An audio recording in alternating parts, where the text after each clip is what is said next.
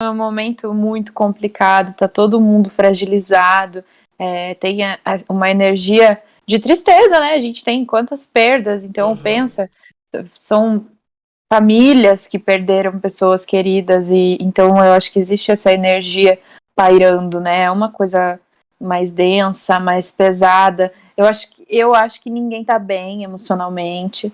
E a gente vai tentando, né? E aí, por exemplo, eu faço terapia já há muito tempo, desde antes da pandemia, assim.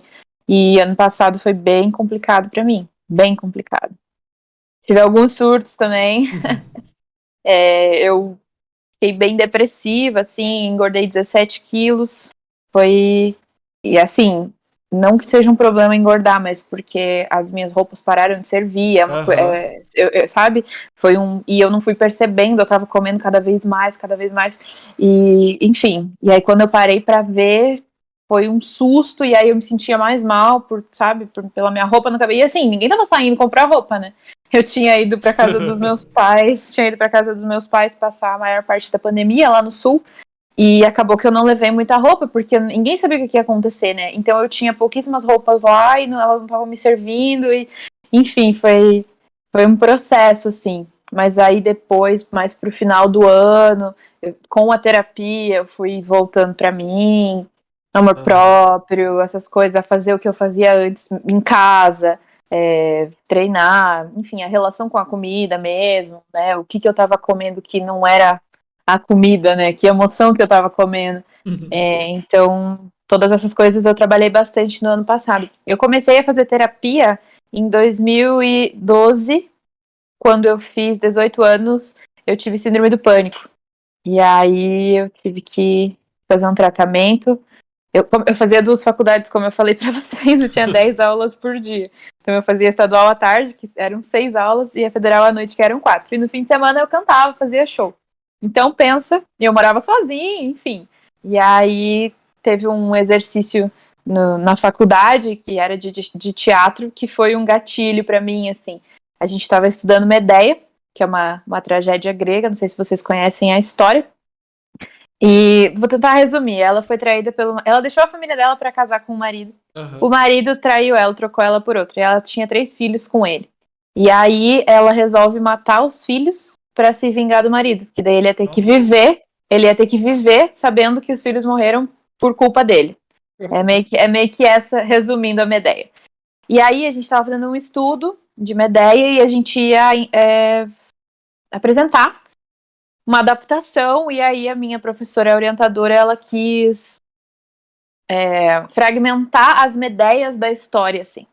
E aí a gente foi interpretando as Medeias. E eu fiquei com o momento em que ela matava os filhos. Puta. Meu Deus, é pesado isso aí. Exato. Só que além de tudo, como eu falei, eu saí muito cedo de casa. E eu sempre foquei muito na minha carreira. Então, essa parte afetiva, de relacionamento e tal, eu ainda não tinha tido.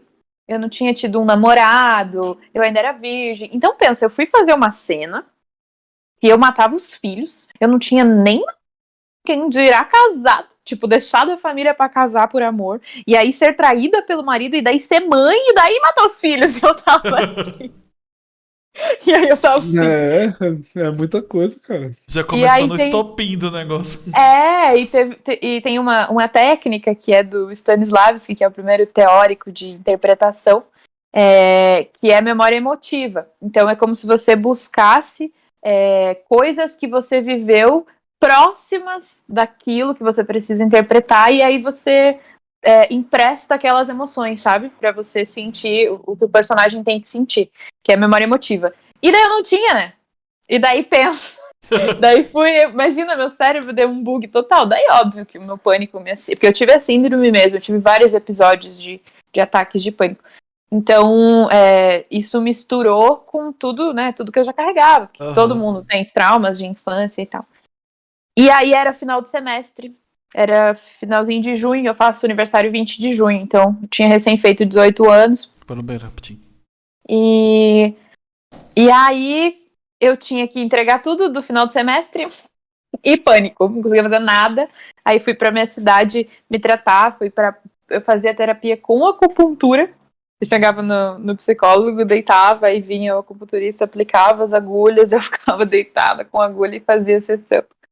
E daí fui pra psiquiatra também, pra eu conseguir controlar o que estava acontecendo, pra depois tirar a medicação e ficar só com terapia. Então foi um processo bem, bem complicado, mas hoje eu entendo o quanto ele foi importante, assim. Por isso que eu brinquei com ele, eu falei, o surto não foi legal, mas a terapia foi. Porque a gente sempre tem preconceito com terapia, meu, terapia é autoconhecimento, cara, é você se conhecer pra você viver melhor, lidar melhor com os problemas. Tipo, por que não? Sabe? Eu não acho que tinha que ter esperado ter no síndrome do pânico pra eu fazer terapia, sabe? Eu acho que é muito importante fazer terapia. É porque rola um preconceito assim, né? Principalmente psiquiatra, né? Porque já é aquela coisa mais profissional que já mexe com a cabeça mesmo, né? O pessoal pensa, eu não sou doido, então eu não vou no psiquiatra, não, e tal. Não sei o quê. E sendo que às vezes a pessoa passa por umas coisas desnecessárias só de você ir no terapeuta ou no psiquiatra, que seja, né? Ele vai lá, ele vê o mundo de uma forma totalmente diferente e te ajuda, cara. Então isso é muito bom mesmo. Exato, exatamente. Eu mesma, quando eu comecei a ter os episódios de pânico, eu não sabia o que era, né? E como eu nunca tinha... e isso que eu estudava teatro, pensa, né? Trabalhava com material humano. Eu nunca tinha estudado nada sobre psicologia, então eu cheguei a pensar em possessão espiritual, assim. Nossa. Pelo que eu sentia Tipo, quando eu tava tendo. Ser possuída por algum espírito. Porque o ataque de... Porque, assim, existem níveis do ataque de pânico, né? E é como se fosse o ápice de ansiedade que seu corpo chega. E os que eu tive, eu tava ali, eu tava consciente, só que era incontrolável. Então, o que eu tava sentindo, meu corpo tremia, parecia que eu ia morrer a cada passo que eu dava, meus pais iam morrer, tudo ia acabar, eu só queria chorar. Então, eu tava ali e parecia que eu assistia o caos, assim, sabe? E aí eu pensei em possessão, por não ter noção nenhuma de psicologia. Eu pensei, será que eu tô possuída, baixa alguma coisa? E daí eu fico assim, tipo, eu sou de formação católica, então a gente nunca tinha trabalhado com esses temas espiritualmente, assim. Hoje eu sou universalista, já estudei muito sobre várias religiões, já frequentei Umbanda, enfim, hoje eu sou, outra pessoa, óbvio, né, foi em 2012.